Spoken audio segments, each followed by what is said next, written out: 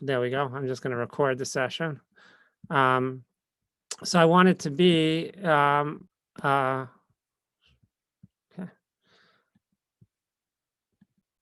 There we go. Oh, does everybody see that? No. Yeah, there we go. Okay. So so I want this to be a workshop, where I'll give different things to work on, different aspects of work on each week, and then hopefully over time it will build, and we'll be able to work on this together. I picked this topic because of slide number 2, and it's something that I've been noticing not only from the pandemic, but over the course of time, that I think people need to work on happiness and having a satisfied life, especially in America, of all places. You'd think, of all the hardships that the Jewish people have gone through, not only Jewish people have gone through in the world, you'd think that people today, with all our wealth and so on, would be happy and feel satisfied in their life. And it's just the opposite. So it says no one is in charge of your happiness except you. So we are going to try to take on and work on that happiness. If you look, so each one of these slides, and I'll be willing to share the slide presentation at the end, has they're all studies I have attached to each one. So if you look at this, this study states that even before COVID, depression was greatly on the rise. Rates of major depressive episodes in the last year increased from 52% from 2005 to 2017, from 8.7 to 13.2% among adolescents aged 12 to 17, and 63% 2009 to 17, from 8.1% to 13.2% in young adults. People are feeling depressed, serious psychological distress in the last month, suicide-related outcomes, and in the last year has also increased amongst young adults. And we're hearing this in the news, how much things are, people are finding life is depressing. They're finding it depressing. Even more so today, I was dealing with a case that somebody, not in this community, so I'll tell you, but somebody was hospitalized because of just depression, for dealing with COVID and what's going on, but an overall depression, a young person. Does everybody could still see the screen? Yes. Yeah, you see this slide? Because I'm going to keep going. Okay. Yeah.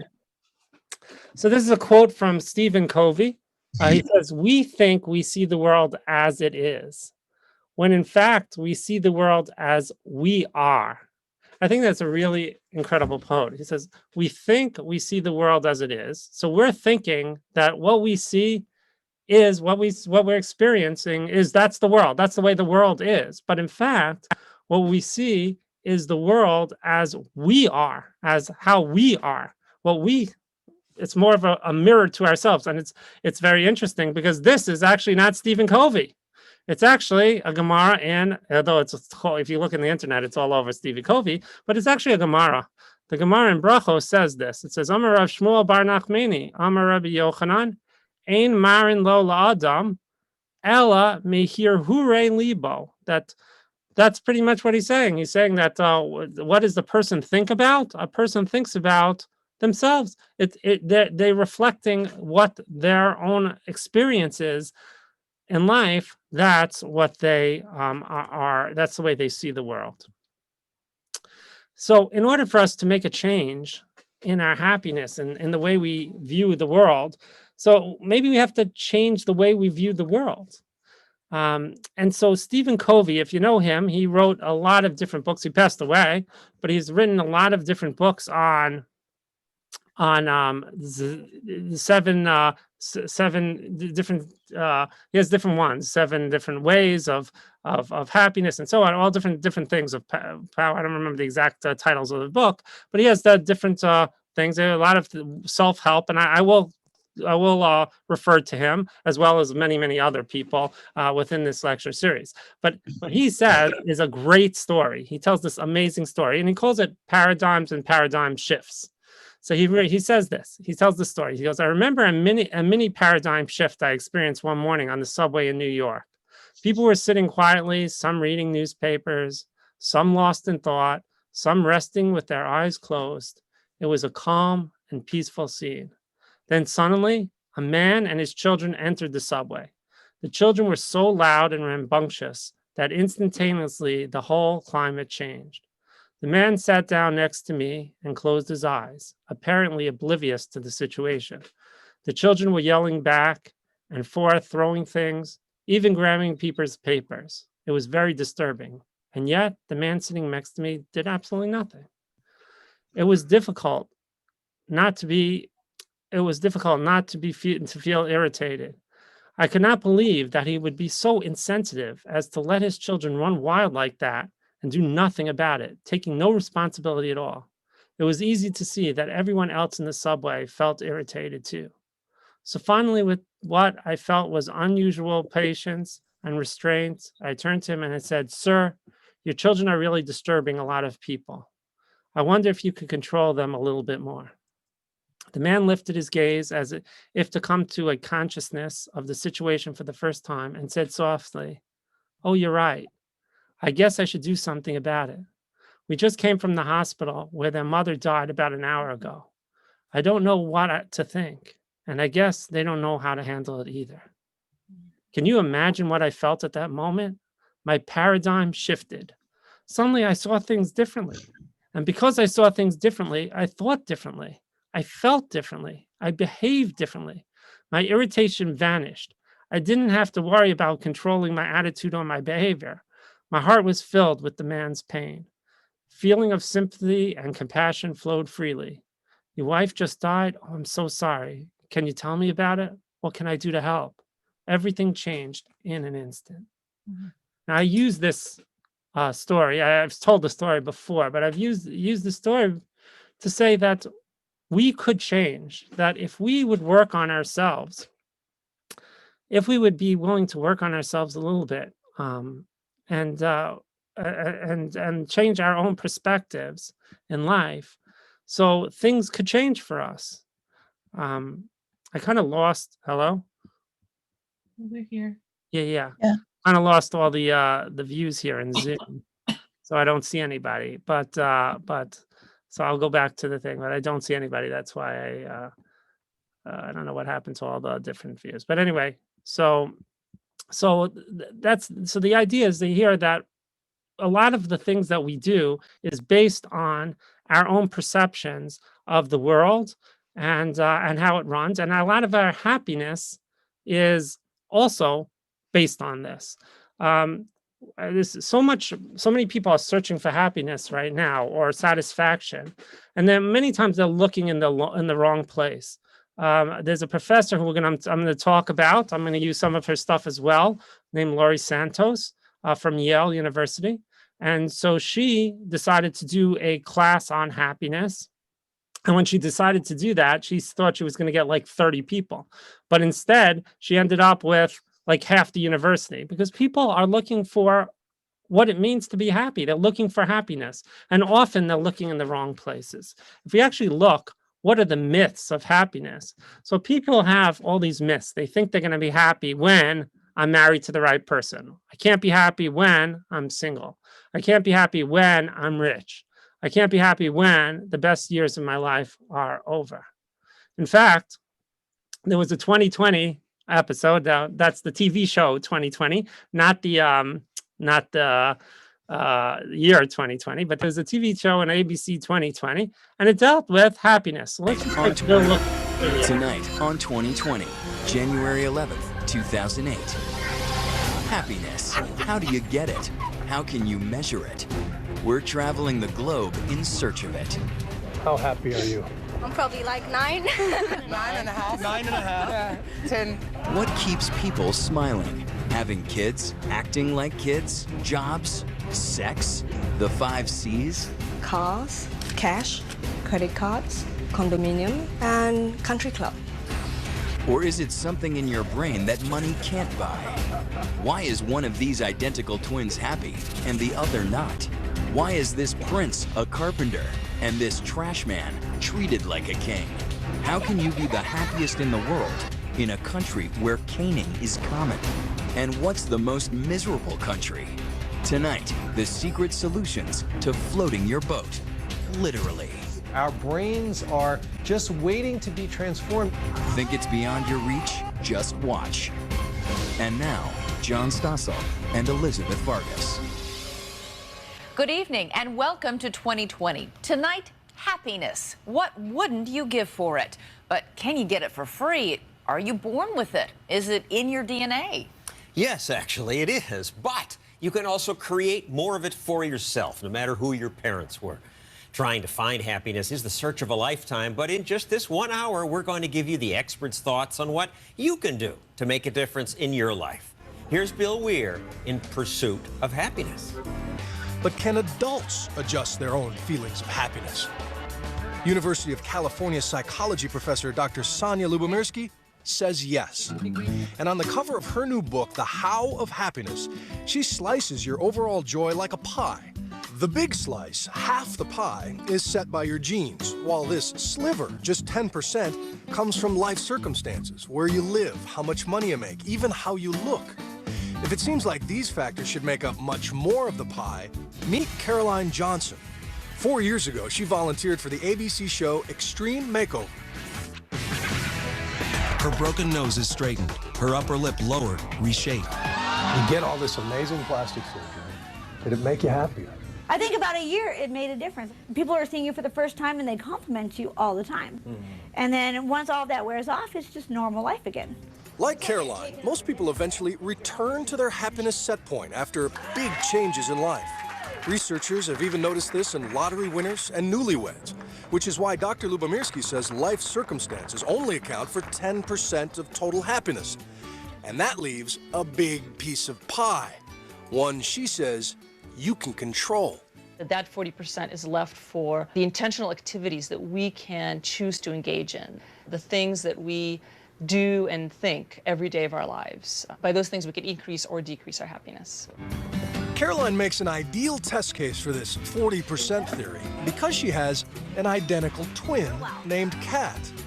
Kat and Caroline share the same genes, the same upbringing, they live in the same area, and like her sister, Kat also had an extreme makeover. But when Dr. Lyubomirsky gave them both questionnaires designed to measure their levels of happiness, Caroline rated above average, 5.5, got that, out of 7.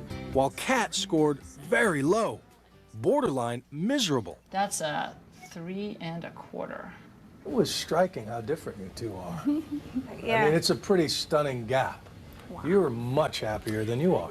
No, I'm just kidding. Does that surprise you? I had already assumed that she's happier than I am. Caroline, the happy twin, is a married mother of 3 boys and a self-employed dog groomer. You're happy. Her business has hit a rough patch lately. Good girl. How's your business doing? You know what? It's good. It's slow. So cute. Are you optimistic? I'm very optimistic. I have goals. I know where I want to be by next summer. I have definite goals that I expect to meet. Kat, the unhappy twin, is a single mother, supporting her 7-year-old as a hairstylist. And she has a completely different outlook on the future. I don't feel like I'm progressing as much as I want to in my job or just the financial situation. So a lot of times that it just feels like it just weighs on me too much and I just feel like I'm not going to get out of it. We have the next appointment scheduled. And here we really see major differences between the level of optimism that they have, Caroline being more optimistic, more sort of committed to pursuing life goals. So optimism and pursuing life goals are 2 qualities of happy people. A third is the ability to nurture meaningful relationships. While Caroline has her husband, Kat struggles with the dating scene. I don't have somebody that can just hold me, you know, because I'm having a hard time. What are you looking for in a guy? I don't know. I feel like I'm totally giving up on all that. Is she too picky? She's very picky. They're going to look different in 10 years. It doesn't matter what they look like. While Kat blames her unhappiness on the struggles of single motherhood, Dr. Lyubomirsky says it's not her circumstances, but her attitude. It's such a fascinating case because they're identical twins. So we know that their differences in happiness can be explained by genetics. It's their outlook, it's what they do. Exactly. And Dr. Davidson would agree. He has studied the brains of Buddhist monks, men who spend their lives deliberately forcing positive emotions, and their happiness is off the charts. His new data claims that if a person sits quietly for a half hour a day, just thinking about kindness and compassion, their brain will show noticeable changes in just 2 weeks. In many ways, this is the most important idea in neuroscience in the last decade. They're always being transformed, but we can take responsibility and change the brain in more positive ways. And Dr. Lubomirsky says there are many more strategies. Gratitude, forgiveness, relationships, savoring the present moment. She admits they sound corny and old-fashioned, but grandmotherly advice like count your blessings now has scientific research to back it up. But can you force those emotions? Can you force yourself to be more grateful, to be more compassionate? Research is showing pretty convincingly now that happiness is really within us. It's not outside of us. It's in what we do. It's sort of how we act, how we think every day of our lives. Love you. Okay, have a good day. So we see that happiness is definitely in our control. We can control happiness in our lives. So the overall question is what makes us happy? What makes us happy?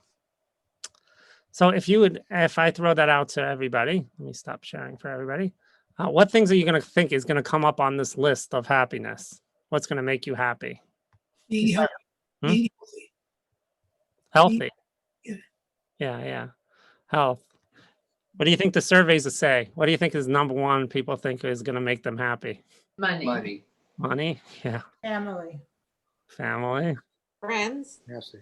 Happy relationships. Yeah, happy relationships. Yeah. Yeah, I think that those are, if we actually look at what people say is going to make them happy. So it's unfortunate it's not that. Money is not, I mean, money is very important. In fact, again, I have all studies. I try to back up everything with studies. But if you look at this study, this says, Americans spend over $1,000 a year on lottery tickets. Why do they do that? They do that because they think that the money is going to make them happy in their life. In fact, it's not that case. We'll see that in a second. That includes salary. If you look, Harvard study, there's a Harvard study that shows 4,000 millionaires. Well, I don't know what just happened, but basically 4,000 millionaires said that all those millionaires, it said the best thing you could do, let's see if I could close that. The best thing you could do for your child is not give them money, not leave them any money. See, Harvard Business School researchers studied 4,000 millionaires. They found that if you want your heirs to be happy, you should give your money away and let them make it on their own. That's an interesting idea. So money is, yeah. So if you actually look at the top 5 things that people have: fame, wealth, beauty, genius, and power. Those are what people think are going to make them happy in the world. And we're going to look at a bunch of these. I thought fame was interesting. There's a whole bunch of different studies on fame, that why people think fame is going to help them. It shows that how people think that social recognition, they think that will help them, but actually it's the opposite. That fame causes a lot more distress within people than they think it would. And here, it's very interesting what it said. The fame motive says money and power are handy, but millions of ambitious people are after something other than the corner office and the beach house on St. Bart's. It says they want to be noticed and loved, right? So it says to be noticed and wanted, to be loved, to walk down into a place, have others care about what you're doing, even what you had for lunch that day. That's what people want, in my opinion. But it's strange and twisted, because when it comes to attention, the irony is that when people get it, they want more privacy in their life. So it's very, very interesting that that's what people think. I'll just show you a quick video to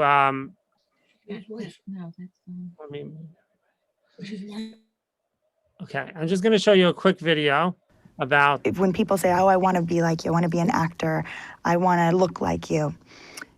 the question I always ask them is why? Like, really, why? And people, and especially America, this idea of fame, that to be famous means that you're successful, that you're happy. When How I Met Your Mother first went on the air, I ran into an actress that I knew, and she said, "Are you just like so happy all the time?" And I remember thinking, does she really think that when CBS picked up the show, it left me with an inability to feel anything other than unbridled joy? But the joke was on me because I kind of thought it would. Why am I unhappy? Okay, Stephanie Gaga hybrid person. Why are you unhappy? I was a millionaire. I had beautiful women in my life. I had cars, a house, an incredible, a solid gold career, and a future. And yet, on a daily basis, I wanted to commit suicide. When those things came, the happiness wasn't there, and I realized why that was. There was such an attempt to achieve these things and to keep going that you lose sight of the people and the blessings that you have around you. And when you have all this stuff, it doesn't mean you're happy. A lot of people think getting famous will save you, that it will grant you the life you feel you're owed and spare you certain indignities. I was pretty bummed to realize that rather than lessening or eliminating my insecurities and least attractive qualities, it basically poured fertilizer on them. Has your happiness risen at the same amount as your bank account? No. That's the thing. They don't equate, or they're not tied in any way. They're not tied to each other. Wow. I mean, it allows you freedom and it allows you to go places where you can smile and look at the sunset and things like that. That's what you choose to do and you enjoy to do. Right. But there are a lot of people with tons of money who are unhappy. We are told that if we're beautiful, if we're skinny, if we're successful, famous, if we fit in, if everyone loves us, that we'll be happy. But that's not entirely true.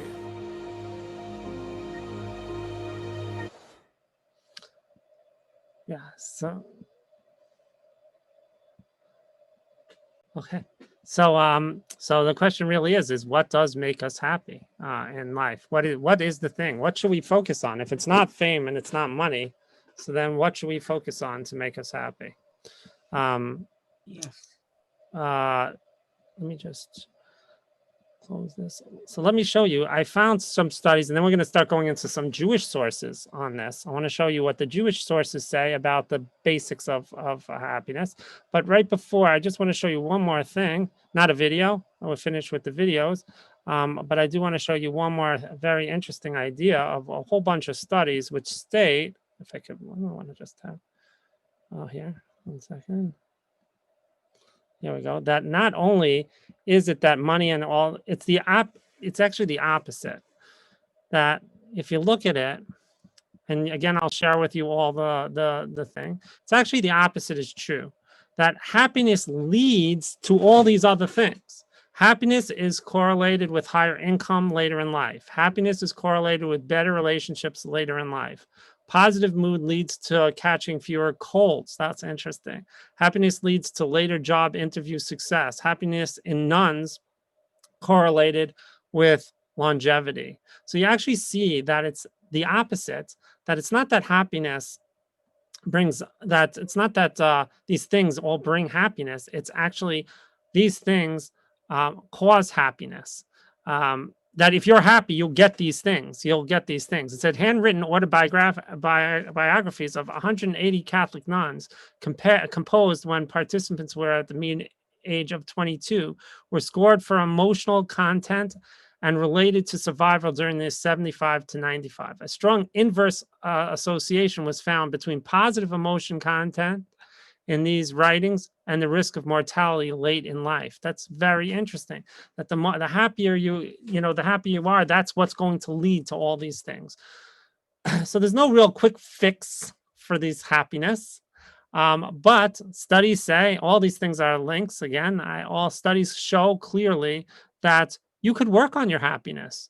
That it's not you saw the two different sisters. Well, it's part of it's not only the situation in life, and that's what she was trying to tell you, the professor, is that you have a large pie of the pie. Yes, some of it is in a DNA. It's funny because Herschel Schachter, somebody asked him, does Torah make you happy? And he said, people who are happy, and people who are not happy are happy. And that's just the way it is. But the truth is that it's some of it is in your DNA. Some people is in their DNA. Some of it is in their experiences that they had in early or later in life, and some of it is in the situation. But much of it is in your own mind and how much you is happiness a worthwhile goal for you. And if you work on it, you can reach happiness, and you can work on yourself.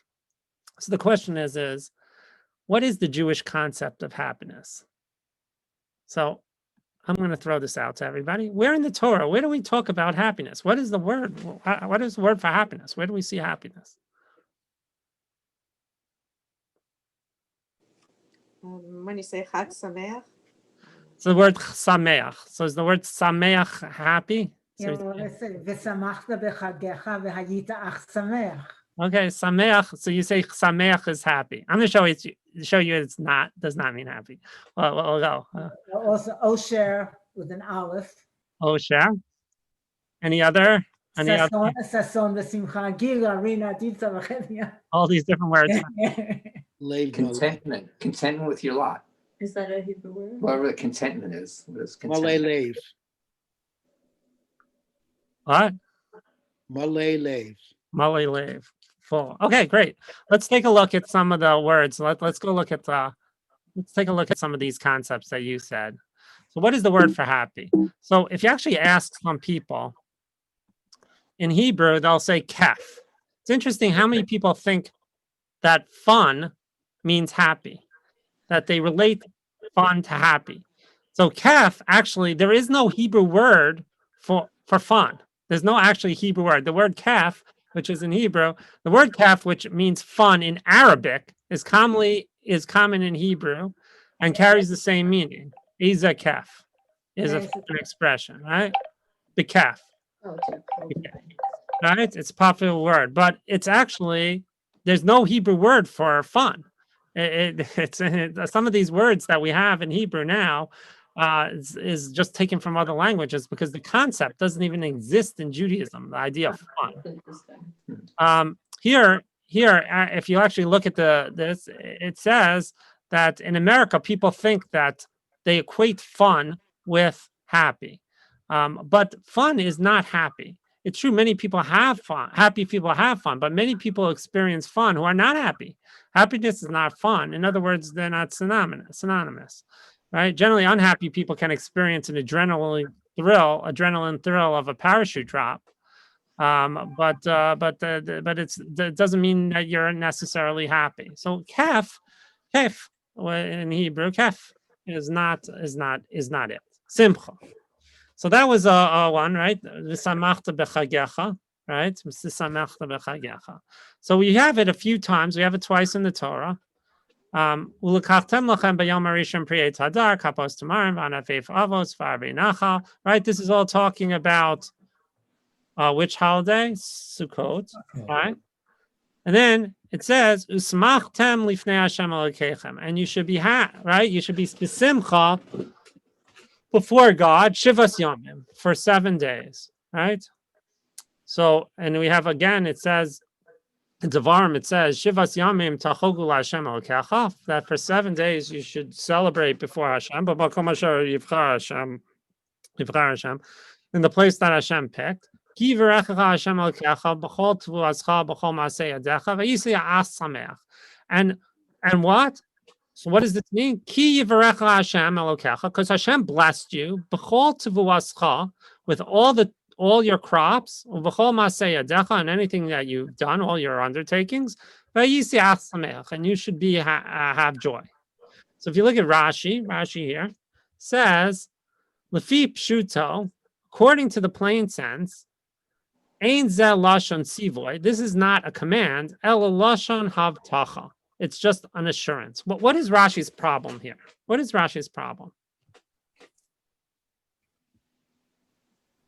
Well, it says v'hayita, that you will be, as if it's like a guarantee.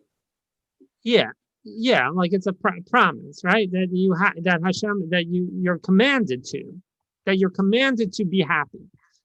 And so what's the question about that? How could you command somebody to be happy, right? You must have heard that. That's on every shir. If when you hear during the time, there's so many shirim that say, how could the God command us? And then they give some sort of fetch answer. So how could God command us to be happy? So that's a problem. So Rashi goes in and says, it's not a command. It's just saying it's a promise that you will be happy. There's another question you could have on the idea that simcha means happiness. What's the any other questions that you have on that concept?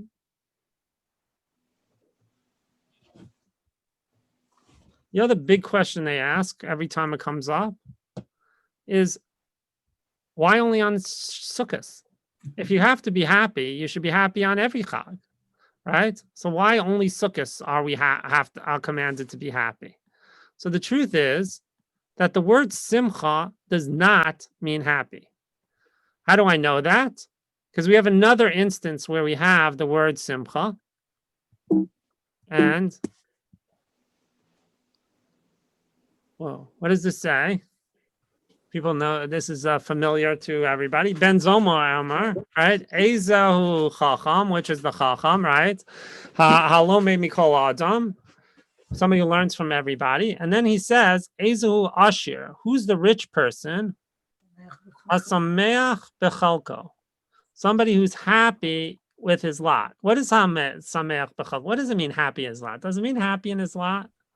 Satisfied. Contentment. It means content. Yes, absolutely. It means content. It means content in his lot. Sameach doesn't mean happy. God is not commanding us during Sukkot to be happy. That doesn't make so much sense. What is he commanding us to do? Let's go look at the text again about when we talk about that. Let's look at what the text tells us. It tells us, Shiva said 7 days you should celebrate before Hashem, that Hashem in a place Hashem picked in Yerushalayim, right? Why? Because Hashem blessed you with all your tefillah, with all whatever God gave you, your money. Hashem blessed you with your lot, your money, your possessions, and b'chol ma'aseh yadecha, and whatever you were able to get from working and from life, right? And then Hashem's telling you, v'hayisa ach sameach, you should be content with that. Hashem gave you your share in life, and you should be content with your share. That's the pshat. That's the basic understanding. Everybody calls it simcha, is happiness. It's not saying that you should be happy. You have to be happy. You should be in life. You have to be content. And that's what really we're celebrating on Sukkot, is the contentment that all the seasons of harvest are over. We're getting ready for the winter, and people are going to look around on Sukkot. They're going to see some people made out like a bandit, right? Some people did so well. People are bringing their foods to Yerushalayim. People are getting all their stuff, and some people are going to be jealous of somebody else. Look what they have. They have a nice family. They have this. They have that, and they're going to feel jealous. So what is God saying? God's saying, be satisfied with what God has given you. That's your Dalet Amos and your stuff in this world. You should be happy with that. So that's what simcha means. Not the joy and happiness, not fun, but satisfaction. So then the question goes back again: how do you say happiness in the Torah? So Leonora said, Osher, right? Osher. So Osher actually does mean happy. Osher in the Torah, when we talk about happiness, we talk about Osher. What does Osher mean? So let's look at some of the psukim. There's a lot of psukim in the Torah and Tanakh that talk about Osher. This is a famous one. Eitz chaim hi lama chazikim ba. It should be a tree of life for that who grasp it, right? This samchea may ushar, right? And whoever holds it should be happy. Ashrei, the word Ashrei. Osher, the word Ashrei is the Osher. Ashrei Yoshvei Vesecha. Happy is the one who dwells in the house. Oh, Yalu Chasela. You should be praised. There's many other instances. Every time it says Ashrei, right? The first Tehillim, in the very first Tehillim says, right, a person who does justice and righteousness is happy, right? Or somebody who keeps Shabbos, someone who sits in the house of Hashem, someone who does not take the advice of evildoers, right? All the different things, we're told these are the things that are going to make us happy. So if you look at this list of stuff, of Eitz Chaim Hi, of Ashrei Yoshvei V'Secha, someone who keeps Shabbos, someone who does righteousness and justice, someone who sits in the house of Hashem, in the first Tehillim, very, very first one, someone who does not take the advice of evildoers, right? All these things, what is the one point that they all have in common? Fulfillment. Fulfillment. Yeah, what kind of fulfillment? That your life feels filled. That your life is full of happiness, maybe, but your life is full with feeling that your life is meaningful. Complete. Meaningful, yeah. Yeah. So if you think about it, if you look at them all, right? If we look at all these different things, so they all kind of relate towards a spiritual happiness, right? Physical happiness versus spiritual happiness, right? So the Gemara and the Torah very much look at happiness in terms of spiritual fulfillment. And so here you have mitzvah gadol alios b'simcha tamid, right? So that's Rav Nachman of Breslov's line. The Gemara has a whole thing on this. The Gemara says that what is real simcha is simcha shal mitzvah, right? How do you accomplish this? Zu simcha she'eno shal mitzvah. What is it? It has two different things, two different psukim. One is a simcha shal mitzvah and a simcha of not a mitzvah. And the truth is that in life, the truth is in life is that we do have much of that happiness comes from spiritual fulfillments within our life, things that are not able to be bought with money.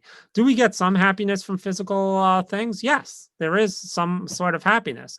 There is definitely a baseline that if people are very poor and then they come out of their poverty, then they, where they can't afford anything, and then all of a sudden they have means, they have enough means, so then they will get a sense of happiness. So there is a sense of physical things or the physical world does bring happiness. There is a sense of that.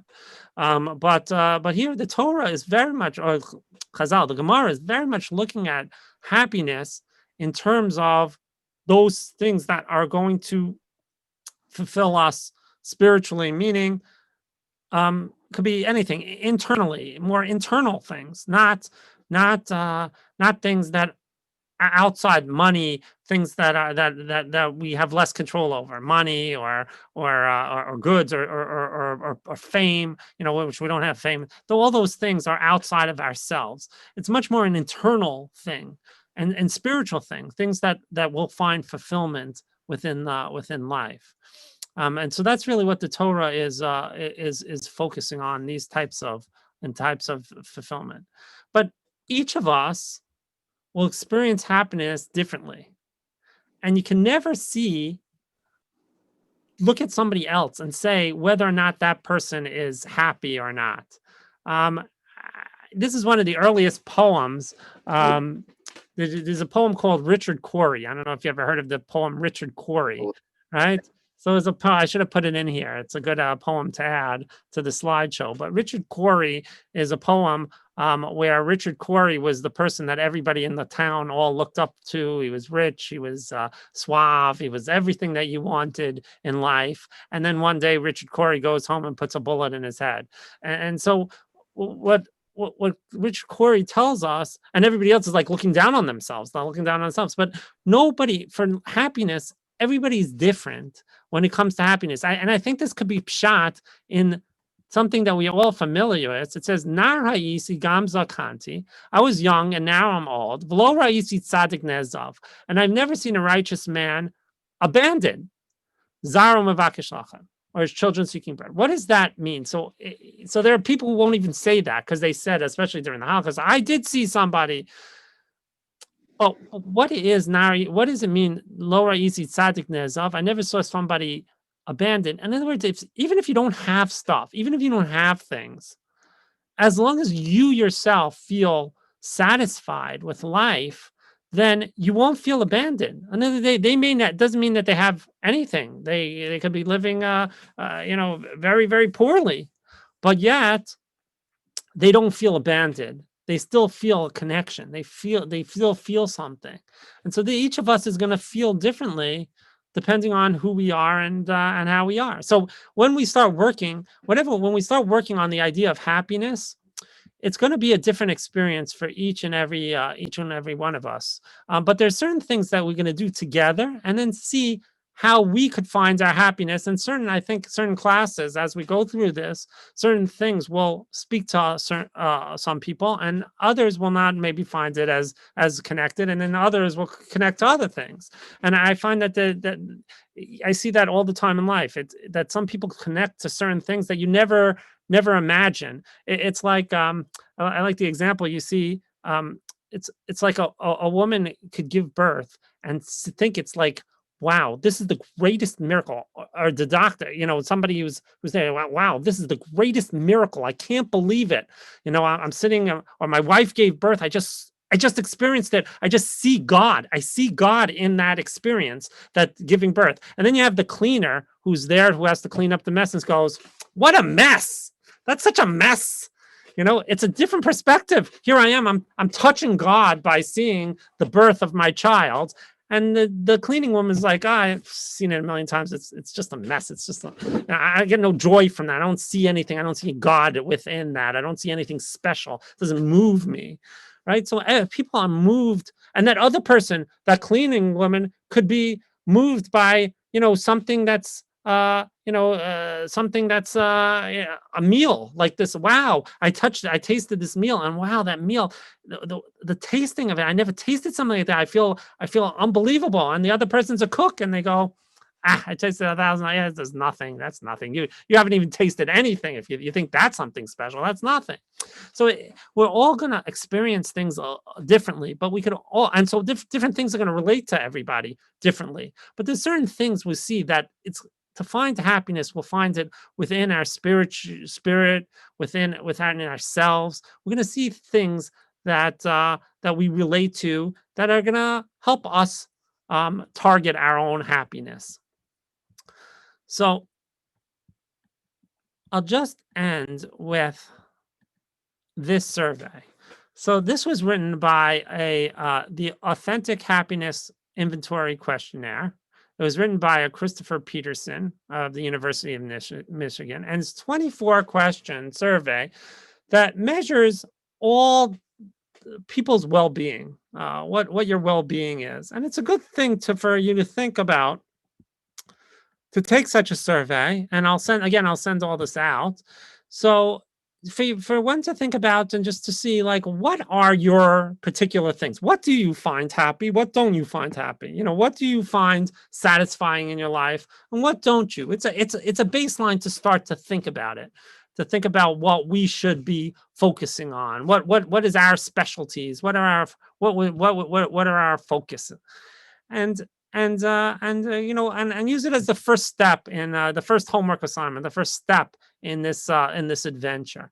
And then over the next few weeks, I'd like to take different aspects of happiness that are known, that people talk about, that make you happy, and let's investigate them from different perspectives. We'll see them from the secular perspective. I'll keep throwing in different studies and things like that for people to see what people say about these things, as well as from the Jewish perspective. We'll see what Chazal and the rabbis said about all these different things, and try to get understanding. We can get more understanding in some things that we may take for granted, like simcha. You might take for granted, never even thought about it. But when you start thinking about happiness and our moods and our emotions, then sometimes these things come much clearer to us. And then when we get back to understanding sukkahs and so on, we'll understand that what God's asking us is to be satisfied in life. But satisfaction does lead to a sense of happiness. There is a sense of happiness when we reach a certain sense of satisfaction. So even if it doesn't mean to be happy, but the idea of satisfaction will lead to happiness. So we'll look at it in all these different perspectives, and then we'll meet again next week, and we'll start with the first two different things dealing with happiness. So I really appreciate everybody coming. Thank you so much for coming to the class, and I hope that you come along with me on in this journey. Thank you so much. Have a Thank good you. day. There's your hug. Rabbi, I have a question. Sure. I have a question, if I Sure, could. absolutely. Isn't one of the indications of insanity if someone is happy all the time? No.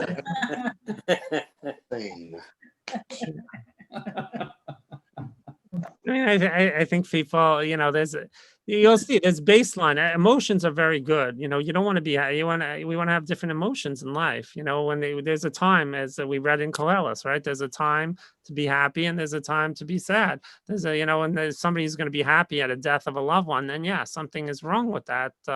That individual, you can't, you shouldn't be. That's not a time to be happy. There is a time, but there's overall, like you saw with the twins. That's why I thought that twins video was good, because you see with these two twins, well, one of them, basically, it's not saying that she's always happy. She's happy 24/7, but she's mostly happy. Her day-to-day thing is one of happiness, and the other one, her day-to-day thing is one of depression. And those people who are depressed, the people who are committing suicide, the people who are walking around who have to be hospitalized, all these people are walking around day to day miserable. Right? They don't see the basic happiness within life. And that's what we really got to work on. It's not something that just, some people, yeah, it comes to. Like, but I think that you have to work on things on life, and you have to work on yourself. And part of that is working on what is your day-to-day thing. And it should be one of happiness, that you should be happy with your lot, even if you do struggle with things. Yeah, thank you, Rabbi. I think it was a wonderful, wonderful beginning to what will be a wonderful journey. Hey, thank you. Thank you. Thank you. Thank you. Thank you. Okay. Thank you. Thank you.